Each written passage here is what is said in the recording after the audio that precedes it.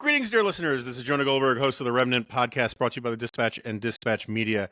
Apologies in advance if I if you hear a big thud sound and then I stop talking. I just came back from breakfast at Al Johnson's in Sister Bay, Wisconsin, where I had the Swedish pancake special, and I may succumb to food coma. But with that brief note of jocularity and levity, we are doing something that we haven't done in a little while here, but we used to do fairly regularly, and hopefully we'll do more of. We're having one of our own here. James Sutton is a reporter for the Morning Dispatch. He was a former intern, but now he's like he went through the blood rituals to become a fully paid reporter here. And he's also he's written a lot about California and California wildfires for us. And we figured we should do something on the news about all of this. And Declan lost some sort of bet and said, "Why don't you have James on?" And I said, "Okay." So, James, welcome to the Remnant, and thanks for doing this. Thanks for having me, Jonah. All right, so sort of big picture. We're recording this Tuesday morning, January 14. Where do things stand? Well, so we're sort of in a waiting period right now, but not a good one. So right now, if you go to the CalFire Dashboard, and you can look this up at home, they have a great fire map. There's about 40,644 acres burned, that total in the Los Angeles fires. That translates to around 63 square miles, so that's just under 3 Manhattans. Now, there's two main fires that are the vast majority. There's the Palisades fire, which is the one that kind of started it all in Pacific Palisades, and there's the Eden fire, which is over by Altadena and Pasadena, further east in LA. And those are respectively, Palisades is at about 24,000 acres. The Eden fire is about 14,000 acres. The Palisades fire is 17% contained. The Eden fire is 35% contained. That's slightly up from the weekend by about a couple percentage points each. And there's also two smaller fires that are nearly 100% contained going on right now. And just a quick note on what containment means, because it's a word that the media throws around a lot, but it's not explained. It does not mean the fire is 17% put out or 35% put out.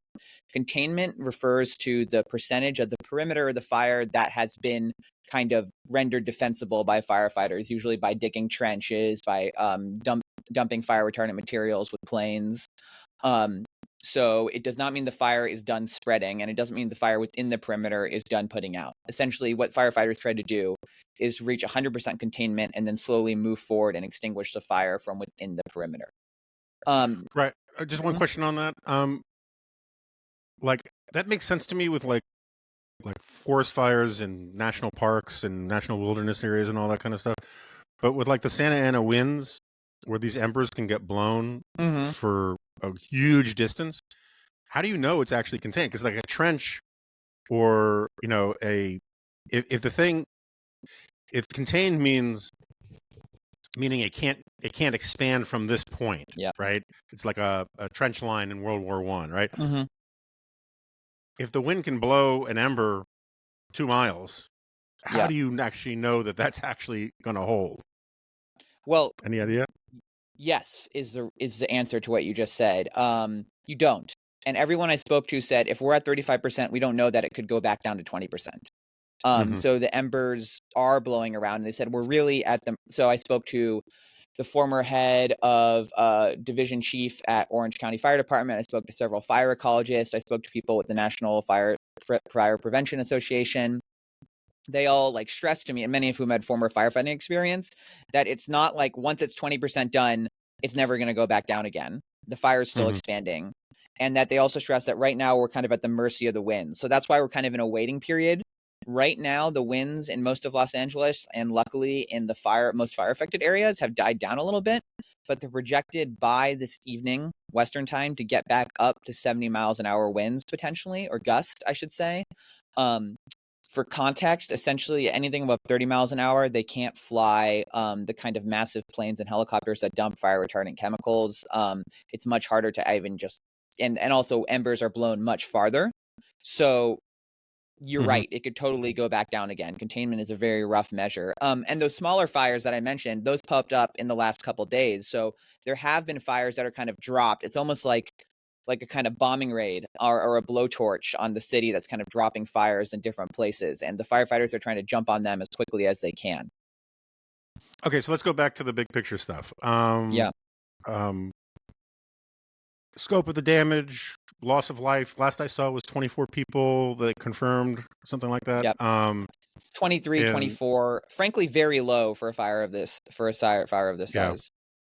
Yeah. And the scope of the damage, the cost of the damage so far, all that, and we can. So, caveated, this is all incredibly rough. It's mostly outside agencies doing that, non-government agencies doing these estimates. But as of now, AccuWeather, which is a weather reporting service, estimates the total economic damages. So that's not just houses and insured losses, that's lost wages, that's jobs that are destroyed, that's the cost of evacuation and rebuilding, at about 235 to 250 billion, something in that ballpark.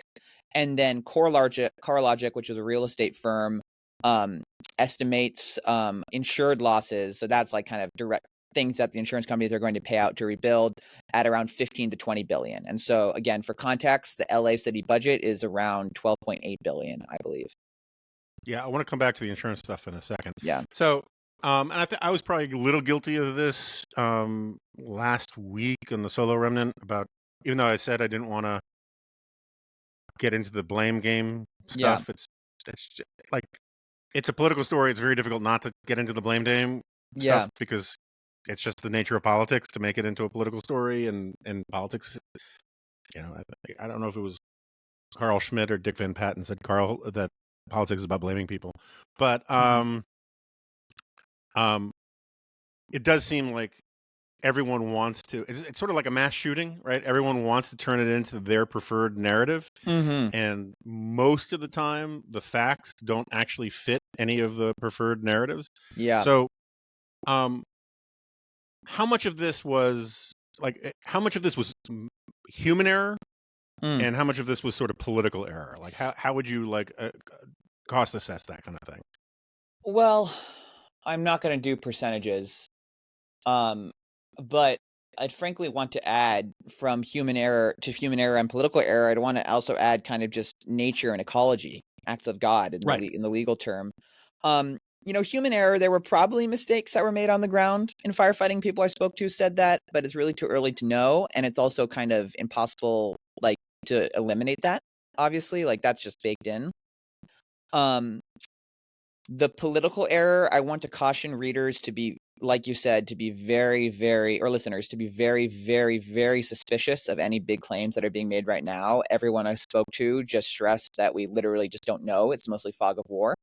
I actually spoke to a lot of Los Angelinos, some of whom were evacuated, who, a lot of people on the ground are feeling really upset that fire hydrants, ran dry, and water tanks ran dry. But frankly, I mean, LAFD and the associated fire departments, they were as prepared as was reasonable.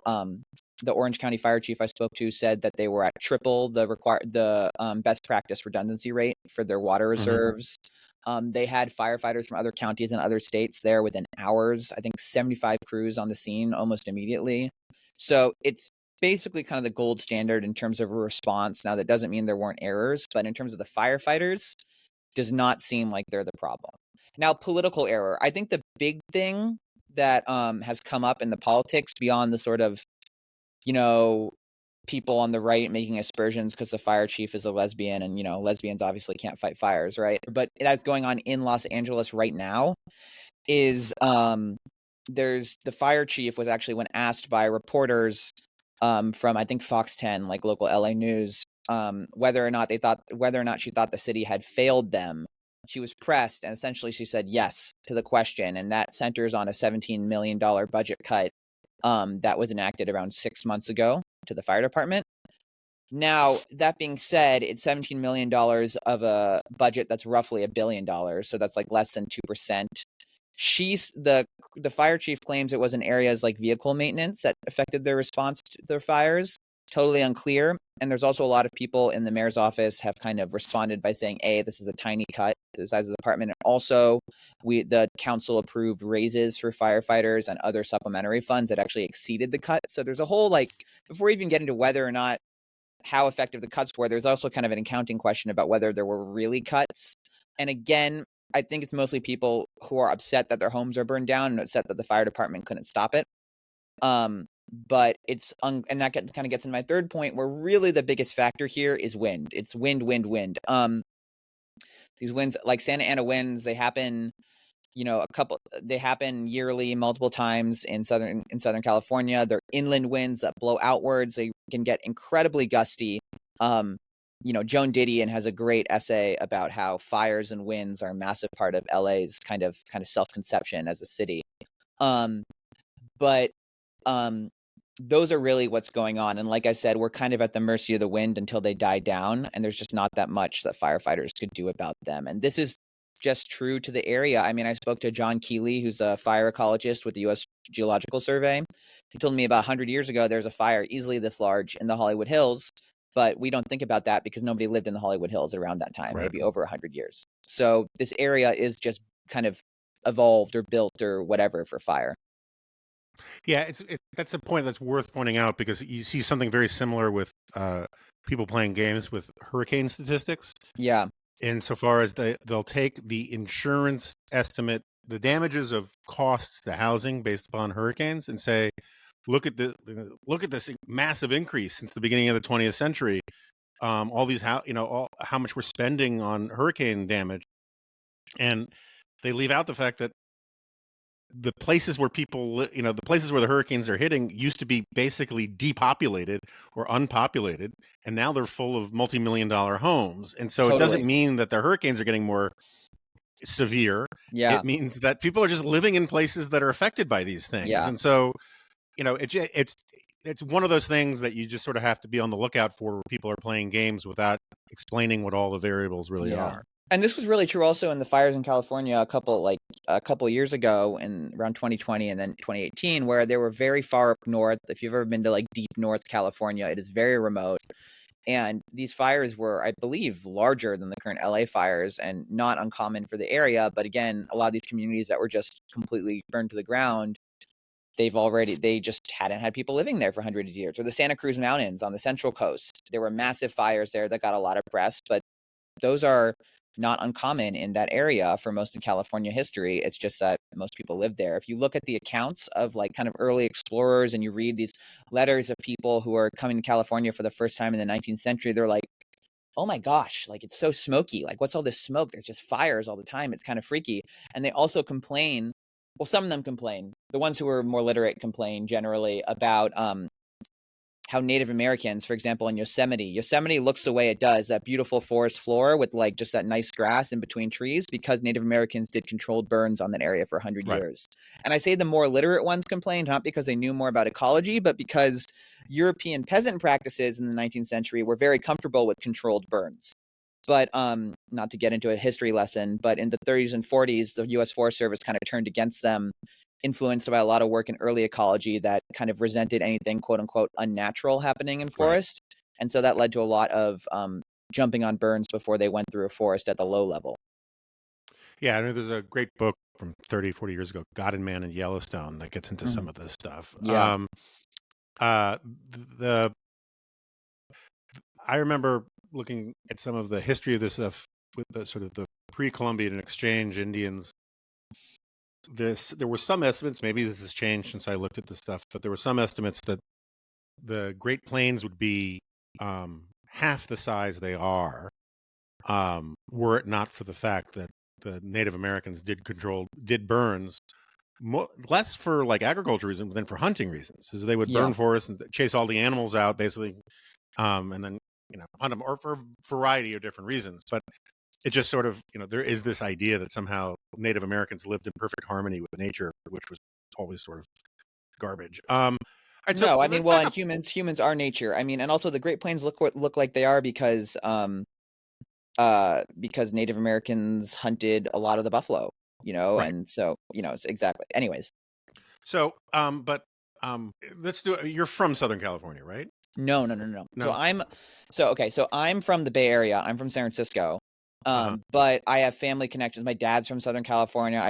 My grandma lived there until very recently. So I grew up spending a lot of time in Los Angeles, Orange County, San Diego. So I know it as well as someone from better than most people from NorCal view it, which is, the two halves of the state, NorCal and SoCal, kind of view each other with a little bit of distrust. But Right. yeah. But I mean, so but the thing I want to get at is, we keep talking about how this is about L.A. Mm-hmm. and talking about the mayor and the city's Yep. budget and the city's that, but a lot of this is not all of this stuff is actually in L.A. City, right? It's in L.A. County. Yep. Who's the top executive for L.A. County, and how come we're not hearing that person's name as much? I mean, again, I haven't been following this with granular detail, but I feel like there's a lot of Karen Bass talk and not person X, since LA County is much bigger. I mean, LA County is massive. Mm-hmm. Who are the other political players that, we're going to need for the scorecard later? So I don't know the answer to that question. But I would imagine that, the fire department is under control of the LA city mayor, and the fire departments are under the controls of the other mayors, like Pasadena, one of the cities, Altadena, that are affected. And so those are kind of who you're looking for. County governance varies a lot, like even county to county, but I would imagine that fires aren't directly under their control, at least in Los Angeles. Though another big player that you do want to look for is CalFire, the state agency, which is like one of the largest in the world, I believe, of kind of non-municipal fire departments. And they've mobilized thousands of firefighters to come down. They're kind of like these mobile teams that move around the state. They spend most of their time up north during fire season, which we're not really in anymore. It's really wind season right now.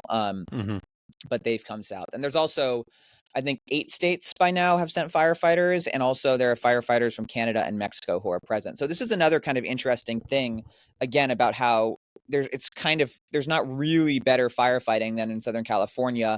This whole kind of mutual aid programs, which are between counties and then grew out to be between states and eventually grew out to be between countries. They kind of originated, their genesis was in Southern California, because you'd have these massive fires that you would need more manpower than could be provided. So it's a very innovative area for firefighting too. I remember during the 2020 fires, there were people from Togo and Fiji coming in and helping us to fight fires. It was really all over the world. So let's do a couple like sort of quick hits on stuff that you see floating around. Yeah. What is the truth behind, like, this is just one of these stories you shouldn't follow on Twitter, but everyone does, or too many people do. Yeah. The story about Oregon fire trucks being stopped for safety inspections. What's going on there? Have you seen this story? I have no idea about that. Frankly, I've been following less Twitter and more the LA Times and local news. And that hasn't really hit the local news at all. I mean, it could have happened. There's a lot of fire trucks coming down. Again, this is the sort of thing, though, that's fog of war. I mean, I think there's gonna be, when there's a massive emergency and you're mobilizing, hundreds of these massive trucks, there's gonna be holdups. But I think that sort of thing, as long as it doesn't seem to be systematically stopping the response, which I haven't seen any reports about or talked to anyone who's like, oh, they've been really hindered in getting trucks to the area. I mean, I know I was talking to someone who was down there when it started, and within an hour of people abandoning their cars and running for their lives on the freeway near the Palisades fire, there were bulldozers just kind of smashing through on the road. And there's these pictures you can see of piles of cars on the road. So the point is, the fire departments have been pretty on the spot. I wouldn't put a huge amount of weight to that stuff until it's like really reported out in, like, frankly, months' time. So, okay, another one is, and we'll get to climate change in a second, but there's been stuff about the Sierra Club and others and environmental activists preventing the controlled burns, clearing of fuel, and all that kind of stuff. What's the fact and what's the fiction on all that?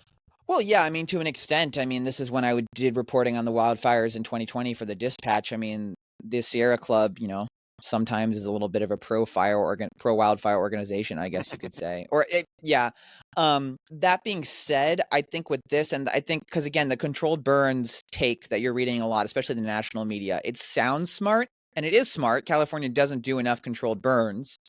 That's not really what's going on with in Southern California right now.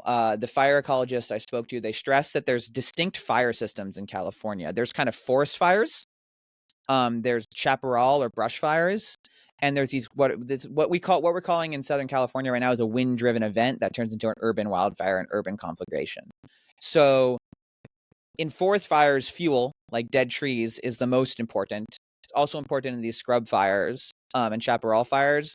But with wind-driven events, the embers are going to find fuel. That's kind of what people kept stressing to me. These embers are being blown everywhere. It looks like rain. They call it ember fall. I mean, for example, I know a family, not super well, but I heard of the story where their house was built to be resistant to fires. It had, I think it was stucco, steel roof, that sort of stuff. And the wind just blew out their windows and blew embers into their bedroom, and that was it for the house. Or, this fire ecologist, John Keeley, I spoke to, he told me, listen, I mean, you can't do a controlled burn of a neighborhood. There's no fires don't differentiate between dry wood from an LA home built in the 70s and dry wood from a dead tree. And so that's a lot of the fuel too that the embers are finding, because the Palisades fire started up in the hills. The Eden fire started almost immediately, kind of right in a populated area. And so, and speaking of that stuff, what do we know about arson? Right? I mean, there's the guy who was arrested. Yeah.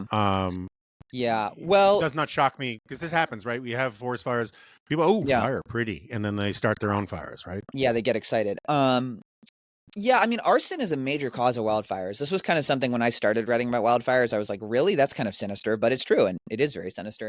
And it's not always just like, people who literally want to see the world burn. There was a famous case in the late 20th century of a firefighter in California who started like 13 fires or something just to prove that he was like the one who could put them out. There's a movie in there or something, but people who are angry at their ex or something and try to burn down their house. So that happens too. So arson is definitely possible. Now the people I spoke to, so the Palisades fire kind of started up in the hills. It's possible that was arson. There's some reports that there was a fire there on New Year's Day that was quickly put out, and some people think it could be embers from that. It's a big hiking area. There's also larger power lines in that area that may have started the fire. But it's unclear whether or not they were connected to power at the time. Now, in terms of the Eden fire, this is very interesting. I was on a Zoom for about a half hour with the CEO, Bob Marshall, of a company called Whisker, which installs these home electrical fault detection kits. You basically plug them into your wall, and they tell you when there's something in your electrical grid that's sparking.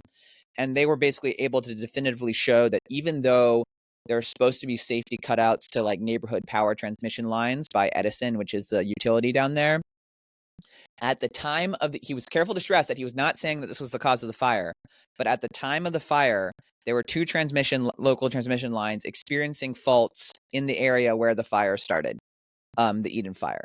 So that's, strong circumstantial evidence, as you might say. And that's also so for example, with the Maui fires a couple years ago, they were able to show that that's winds blowing down a power line that's what started the fire almost definitively. They found video from a forest sanctuary of the fire, the sparks starting the fire. So power lines and arson are the kind of two main things. The big thing with wind-driven fires is lightning, because it's kind of the winter season, but there was no lightning, so we can rule that out. All right, so in terms of, what I was saying before about preconceived narratives, people just wanting to confirm their priors. There's a huge, huge desire out there, which I'm not dismissing out of hand, that but for climate change, this fire would not have happened. And what is the evidence for that? I mean, was the lack of rain at this time of year exceptional, not exceptional, fairly normal? I've seen claims all over the place. Well, frankly, if anything, what made it worse is that there was a lot of rain. Like, it was a really wet. I was just back in California, and I remember driving around. It was a really wet December, and it was green. You're not used to, as a Californian, you want to see those hills brown. At least, that's what kind you're used to. But the hills were all green.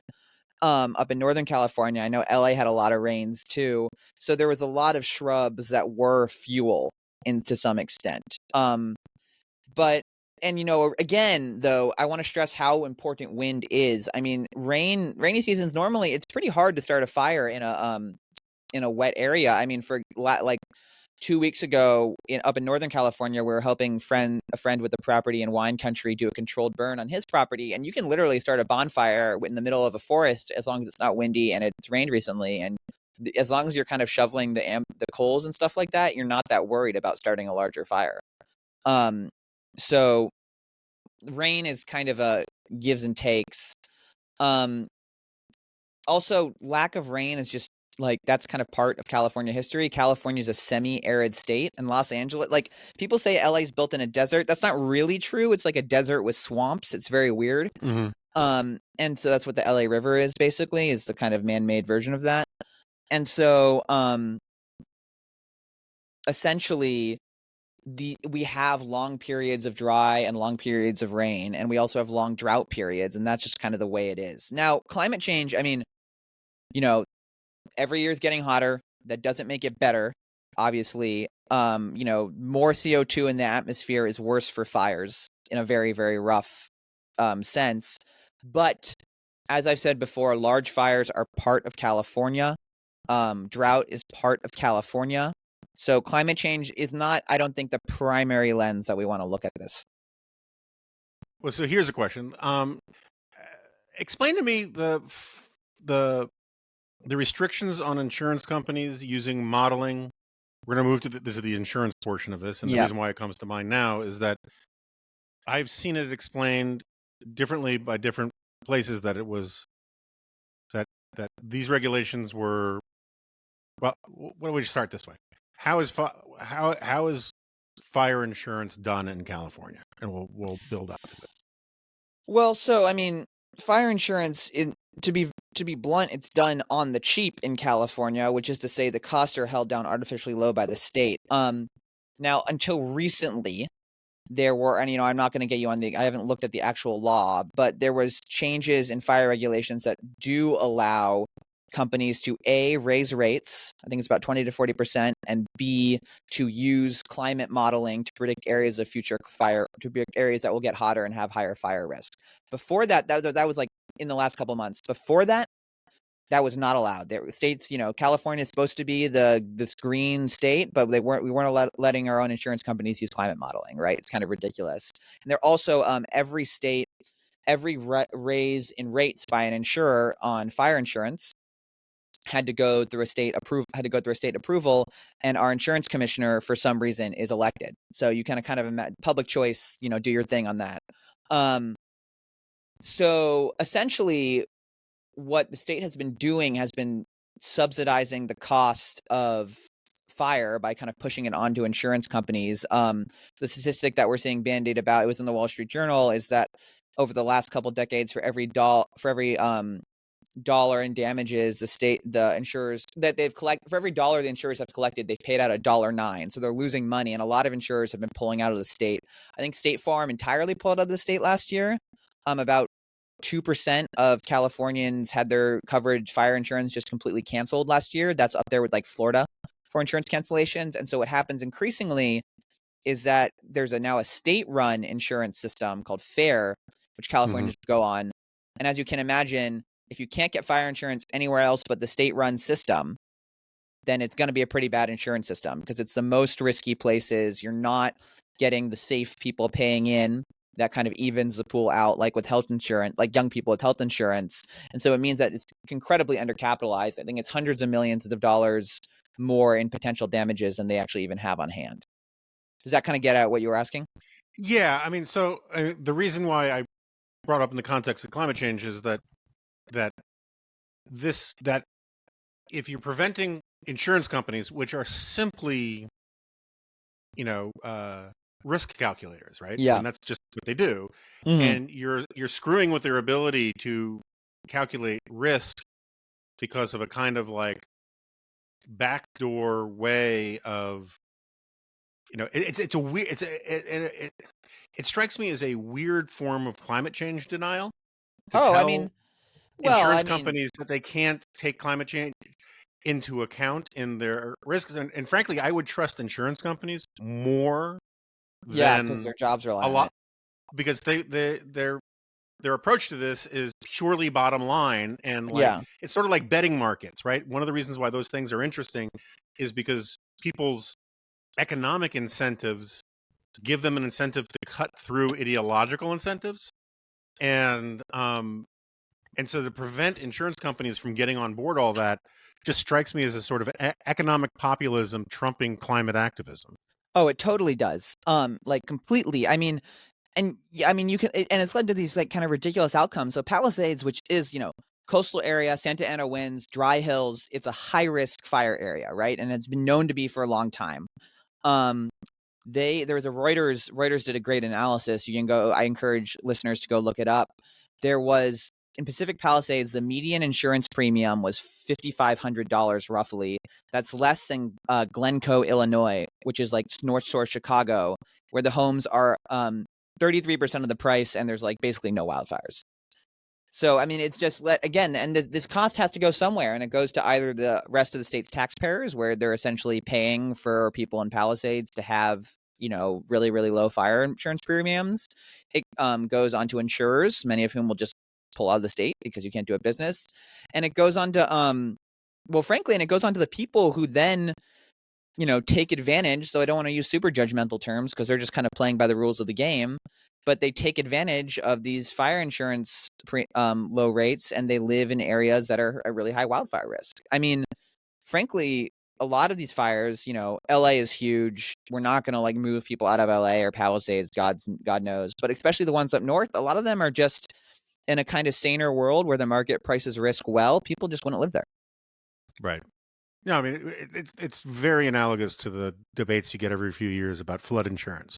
Completely. Because Completely. every now and then you just get massive, once in a century floods, and floods, you end up socializing the risk and privatizing the benefits for a lot of these things. And Exactly. And I remember, gosh, I forget the name of the community, but it was a community that like burned down in Northern California during those fires in 2020. And I remember, yeah, that was the space laser one. That was the one that Marjorie Taylor Greene said was caused by oh, that's what that Jewish. was about. I actually I'm never pretty really. sure. Oh, there you go. Yeah, Well, anyways, I will have to ask somebody about that. because Uh, the Rothschilds, apparently, according to Marjorie Taylor Greene, are involved in the space laser company that mm, set the fire. oh, Something okay. like that. Yeah, that makes Yeah, sense. I Well, mean, it maybe they're. all makes sense now, right? Yeah, I guess the California spin on that might be the Bohemian Club or something like that for a That's right. conspiracy theory. But no, I mean, yeah, and these communities, they were saying, listen, we're willing to pay an incredibly high premium. We just want to return to our homes. And so the Right. state has in many ways responded to that by giving them a high premium that probably still doesn't even price risk in enough, and rebuilds these. So there will be a lot of pressure to rebuild in high fire areas and just rebuild in general, and that's going to be a huge debate. I mean, Governor Gavin Newsom, he said he wanted to look into reducing regulations that would slow down the rebuilding rate. Great. I mean, we love reducing housing regulations in California. I think I can say this is a YIMBY podcast, right? Mm-hmm. But does that mean that we're going to rebuild in very high fire risk areas as quickly as we can? And should we? I mean, that's a real question. And there's real trade-offs on both sides. I'm not going to pretend to know the answer, but that's a real question. So what do you think happens next? I mean, like we were talking about this in our editorial meeting on Monday, and partly because I'm sort of only half engaged and stuff. Mm, Um, the just the thought that um, we're going to have a federal bailout of all of these people whose homes were. I have nothing but sympathy for these people. It's terrible. I can't imagine how awful all this is to see. I love that part of the country. Um, at the same time, it just seems like the politics of it are going to be so poisonous. And I was like, are we really going to bail out, this deep blue state because people are sympathetic to these celebrities whose homes have been destroyed? And Kevin Williamson, as is his wont, gave me a full Bless your heart, sweet baby. Of course, we're going to have that. Mhm. So where do you think this goes? I mean, what does the Republican delegation look like? What is California probably going to ask for? What has Biden given? I haven't even noticed. Like, what has been the declaration of emergency status? Like, So there's an where does this go? emergency declared. The Republican there will be an ask from the Republican delegation, which is large from California and a significant part of the caucus. Biden has said It's that small for California, but it's large for the caucus, right? exactly. Yeah. Yeah. I mean, there's what, like 20 million Republicans in California? That's more than most states. Yeah. Probably more than almost every state. And So President Biden said that the federal government would cover 100% of the initial cost. So that's like cleanup, detoxification, like resettlement. That's not all FEMA, which we just had to refund because it was basically bled dry by the hurricanes. It's also Small Business Administration, Housing Administration, EPA, stuff like that. They all give grants. We're talking in at least the tens of billions. We don't really know specific numbers other than that. I mean, currently there's just money has to be is being funneled in. I would say about the kind of politics, I mean, we essentially the federal government's going to cover a huge chunk of this for North Carolina and Florida, right? I personally, as a Californian who is not interested in continuing the kind of policies that led us here and is not happy with the way the state's governed in a lot of ways, I would certainly not feel good if North Carolina and Florida got bailouts and California didn't because we're a blue state. Right. You know what I mean? And I think that'd be a very bad precedent to set, even if you are kind of throwing good money after bad, if you will, like Kevin Williamson probably told you. So let's put it another way. What do people think California should do? I agree with you. This fires are inevitable, right? Yeah. The scope and scale of this fire maybe not inevitable, right? Maybe there were things that could have done to prevent some of this at the margin. So, like when my dad was in the military, his commanding officer, who in Japan was a black guy, which was really impressive because the Army had only been integrated like 6 months before or something like that. And like he was a commanding officer. And so he was a really great sort of working the system kind of officer. And he once said to my dad, and my dad repeated it for decades afterwards, was he said, Goldberg, it's always better to be on the committee that says this must never happen again. Right? Because you get to sit and finger wag and not take responsibility, but apply a lot of blame. So what are the competing ideas that are in play about making sure something like this never happens again? Yeah, I mean, so it's interesting. And this is so destructive in the middle of, America's second largest city. There will be incredible coverage of it, not just because it's so big, but because it affects so many celebrities. That there will be, I think it's safe to say there will be even more policy changes than there had been after the major fires up north. There's a lot of I've kind of touched on some of them. There's a lot of competing interests. Like there's, first of all, the trade-off question: do you build back faster, or do you build back in fire areas? There's also the question: do you build back faster, or how strict do you actually use this as an opportunity, quote unquote, to tighten the regulations on fire safety for homes? So requiring more stucco, requiring more steel roofs, things like that. The problem is a lot of times building with harder materials like that, they don't do well in earthquakes, which is another consideration in Southern California. That's why most of the houses are wood, not brick. So there's that. And that's a trade-off. That's a real trade-off because gosh knows California doesn't need more housing regulations, but that's a question people have to have. And also about, regulations on clearing the land around your house, which we already have. But, if you drive around LA, you can see that they're not being totally enforced because how could they? It's a huge city. But there might maybe spend more time enforcing those strictly. There's also the question of, do you just let insurance go sky high? Right. Or, and that would in a way stops, a lot of the risk. You could do that. That will be very politically unpopular. There could just be a collapse of the state fire insurance system because the damages are going to be so high the companies and the state is undercapitalized, and there will just need to be a bailout if anyone wants to have insurance ever again. And Right. like, Just so I understand sorry to interrupt, but that fair thing, the sort of yeah, semi-private, semi-public thing, yeah. that's basically a consortium of the existing insurers, right? I mean, they're the ones who fund that thing, or is Well, there yeah, but that it's many? subsidized by the state, subsidized and Okay. regulated by the state. And there's also it's like a state, kind of like a public option, sort of. I Yeah, guess kind it of like sounds like Obamacare. Obamacare for fire insurance. Yeah. I think that's kind of what's going on. And then and that's a question for everybody. And another reason that, frankly, would make me want to lean towards a bailout is just if in the short term, California is in a housing crisis like right now, right? Right. In the short term, if there's no real fire insurance in the state, what bank is going to write a home loan for a house that doesn't have fire insurance? And if you want to Right. make California even close to affordable anytime soon, you have to have insurance. Like, that just has to happen. So there's that consideration. And there's also what I worry about is that there will be massive public pressure to put huge amounts of money into firefighting, into expanding reservoirs. Actually, I don't worry about that in a city, because urban fires have to go out as quickly as possible, essentially. The problem is that LA is a city that's built right up on what they call the wildland urban interface, right up on these hills that are pretty remote, like a lot of California cities. So it's hard to differentiate between urban and like forest wildfire type stuff. But part of the reason we got here with not the wind driven fires necessarily, but the overall fire situation in California is that using technology, using the massive resources that the United States is able to do, in the 30s and 40s, using trucks and bulldozers and planes that can drop flame retardant materials, and, we parachute firefighters into fire zones. Like, it's crazy high technology stuff, right?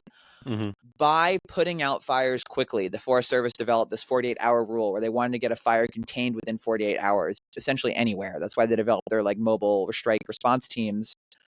It did not allow, it kind of stifled the natural ecology and also the methods people had used kind of on the local level to manage fires. And so technology essentially created this massive tinderbox that is now California. So it worsened the problem and did not solve it. So that is what I would kind of worry about. That'd be big public pressure to do. There's a great book if you want to read about this kind of period in U.S. history. There's really Norman MacLean, who wrote a River Runs Through It. He wrote a great book called Young Men in Fire, which is a memoir of his time fighting wildfires as kind of a fire jumper in Montana. It's very, very exciting. It's very well done.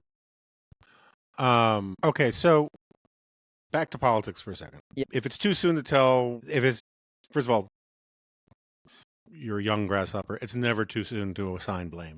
But it's too soon to assign blame accurately.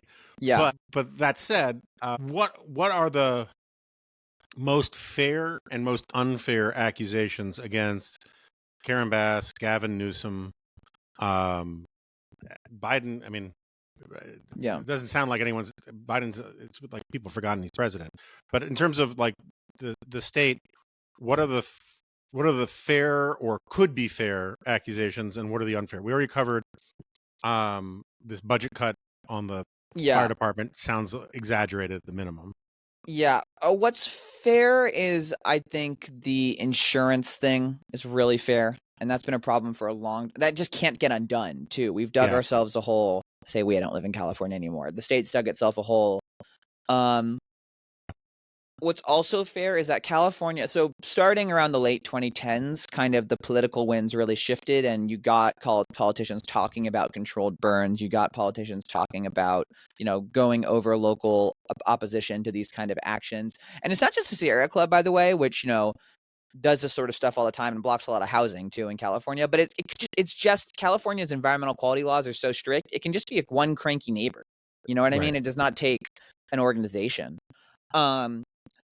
And so even while they've said a lot of stuff, we are not doing controlled burns at the rate that is really required. This is like a massive generational big government project, to be very blunt, that needs to be done as quickly as possible. And just kind of normal bureaucratic and regulatory slowdowns are hurting that. Like CEQA is a big culprit here, California Environmental Quality Act, which is kind of like our version of NEPA, which, can hold up almost any project for any reason for a very long period of time. And just on that level.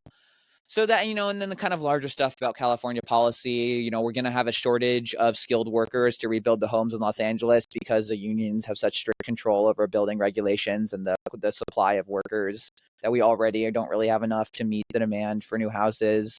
In terms of the Bass's immediate response, so the people I spoke to in LA, a lot of them are actually yeah, fires happen. Some of them were mad that the fire department weren't able to put it out, or that they ran out of water. To be very blunt, if you were using water on your own house from your hose, which a lot of people were, that was taking it from the fire department. Right. But they kind of accepted that there was an act of God element to this. But they're really mad about the infighting that's going on. They're like, why are politicians spending time in infighting? And they're mad at the fire chief too. Why are you wasting your time finger pointing when you should be leading? And then Bass has not really risen to the moment in front of the cameras, which does matter. You want to have kind of a cheerleader / someone who at least appears to be in charge during these moments. I mean, there was, I don't know if you saw, she was questioned by an Irish reporter. I don't know why there was an Irish reporter in LA, but she was questioned by an Irish reporter about, do you regret, I'm not going to do the accent, but do you regret passing a 17 million budget cut? Or do you have anything to say, Madam Mayor? They kept saying, which was very kind of foreign, and she just kind of stared at her shoes and didn't say anything, which on the one hand I get. It's like, what do you say to that? On the other hand, like, part of your job is to kind of take the punches and say things in public. And so I think she could do better on that front. But frankly, I mean, right now it's kind of in fire agencies' hands. I mean, what Bass and the National Guard and stuff, Bass's big decisions are going to be during the rebuilding period. Oh, and guess what? There's Olympics in 2028. And the city's supposed to do, I mean, there's massive projects already planned for the Olympics. LA says a goal if they want the Olympics to be entirely pedestrian friendly, that you can walk or bike to any different. I mean, if you've been to LA, I laughed out loud when I heard that, but that's a big project, right?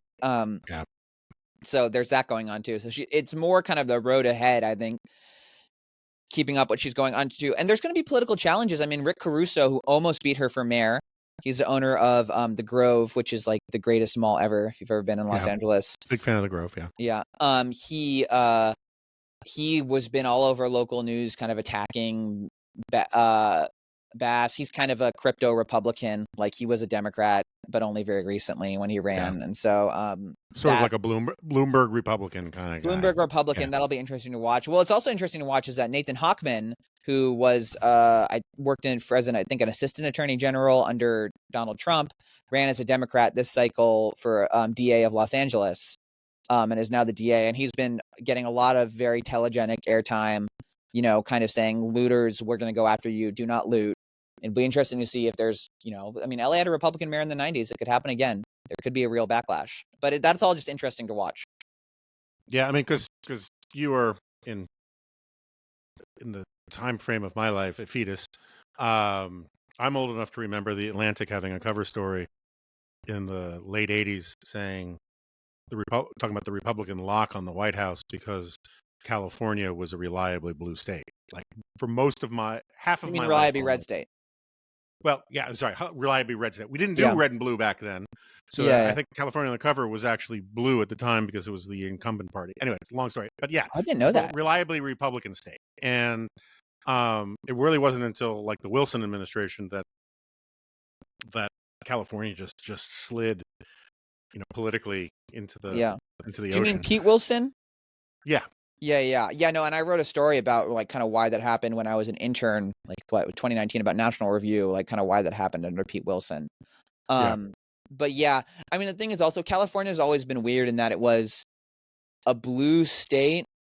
At very much Democrats had a lock on the legislature, but that Republicans were kind of elected as a kind of block on Democratic excesses. So.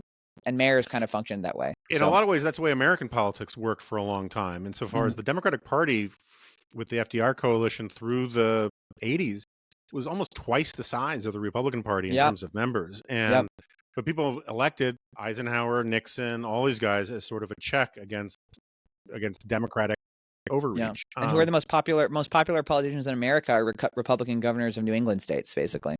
Yeah. All right, so. I sent you an email about this last night because my daughter was hectoring us about helping in some way. And is your daughter in Los Angeles? She goes to school in Southern California, and we'll leave it at that. And but she's here with us right now. and in decidedly un-Southern California weather, Yeah. in northern Wisconsin. But she's got lots of friends who, she's got friends who live in Altadena. She got friends. She's been following us Yeah. very closely, and it started a conversation about like, should we be bailing out people, and we got into an insurance fight and all that kind of stuff. And anyway, that's Goldberg family drama. Yeah. The Yeah. question is, what if people want to help, what are good places to donate to? What are the different organizations doing? Yeah. I should have Yeah. asked you to look into what's happening to all the poor dogs and cats. I did actually, because I thought I'm going Okay. to be on Jonah's podcast. So you've trained us well.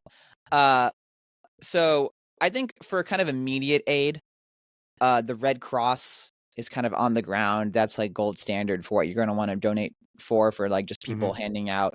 So the Red Cross, I would also recommend that the YMCAs are becoming major distribution centers for a lot of the aid. And also there's been multiple YMCAs, especially in Palisades, that have burned down. So the YMCA organization in Los Angeles will just need money to rebuild those buildings as well. So that you can do, there's a million GoFundMe's. Take that with what you will. There's also the California Fire Foundation, which gives out money to kind of the victims of fires and also firefighters who die in the line of duty or injured in the line of duty. They're definitely a very worthwhile organization.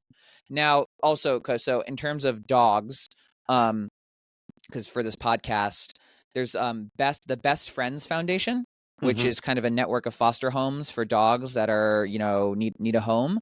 They've been shipping hundreds of dogs to Utah, I think mostly from Los Angeles. So definitely they're worth donating to right now, because obviously there's tons of abandoned pets and lost pets and things like that are going on. There's also so Best Friends. There's also the Humane Society of Pasadena is taking in a lot of pets, not just dogs. So they'll need help as well. I recommend looking into those. And we can provide links in the show notes to all this stuff. I can send them to you. There's also I would encourage people, because there's going to be a lot of immediate aid coming from FEMA. There's tons from all of people donating online all over the world, but kind of local organizations as well. I mentioned the YMCA. There's 2 middle schools that have completely burned down, and a high school in Palisades that's about a third burned, that will need money, that are already starting fundraising drives to rebuild. I mean, these are thousands of school kids without homes. Without homes or, frankly, schools. And so those kind of local things are really worth supporting, because they a lot of times people just click and support the Red Cross, which is great, but those fly under the radar. The LA Times also ran a great article on houses of worship that have been destroyed in the fires.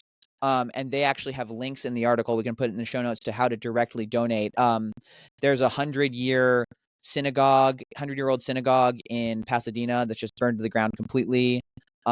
There's a mosque, I think, in Altadena that just finished it's growing a lot of immigrants. They just finished a major renovation, and then it's burned to the ground. St. Mark's Episcopal Church in Palisades, their school burned, and they have a school that burned, and their rector was quoted as saying 75% of his congregation lost their homes. So they're not going to receive state funding.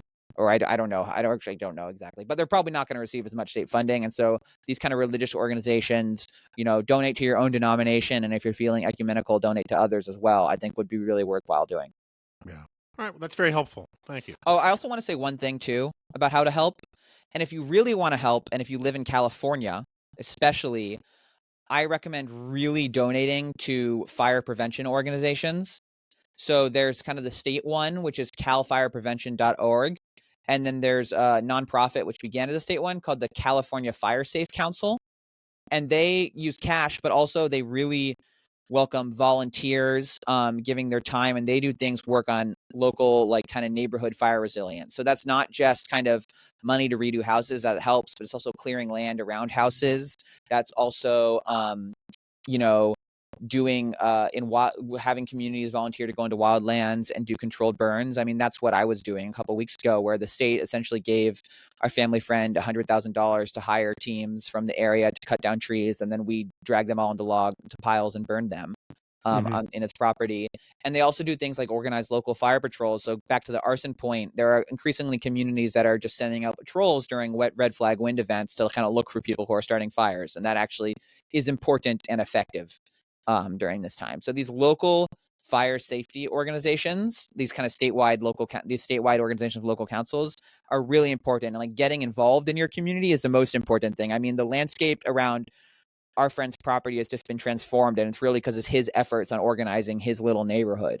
And that's all stuff that, take responsibility for your own protection to an extent. Yeah. All right. Very helpful. Always evacuate. Always evacuate. Because the fire can sneak up on you and exactly. you can die. Exactly. Yeah. All right, James. We're not going to fire you this week. Well done. Awesome.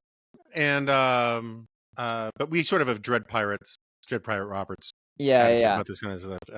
I will not fire you today. Anyway, thank you so much for doing this. Keep up the good work, and we'll have you back on.